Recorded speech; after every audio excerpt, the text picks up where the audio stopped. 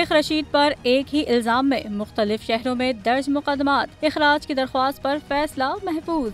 शेख रशीद पर एक ही इल्जाम में इस्लामाबाद और दीगर शहरों में दर्ज मुकदमात के खिलाफ केस की समाअत जस्टिस तारिक महमूद जहांगीरी ने की। शेख रशीद अपने वकला सरदार अब्दुल राज़िक और सरदार शहबाज के हमरा इस्लामाबाद अदालत में पेश हुए। दरख्वास्त गुजार वकील सरदार अब्दुल राज़िक खान ने मुख्तलिफ कवानीन के हवाले दिए और कहा कि शेख रशीद पुलिस कस्टडी में थे और आपारा पुलिस की तहवील में पोली क्लिनिक अस्पताल गए। कहते हैं वहाँ मीडिया से किसी सवाल पर कुछ कहा होगा, ये हुदूद नहीं है, मुकदमा बनता ही नहीं है। अदालत ने कहा कि फैसला महफूज करते हैं, फरीकैन में कोई कमेंट्स देना चाहे तो 1 हफ्ते में दे दें।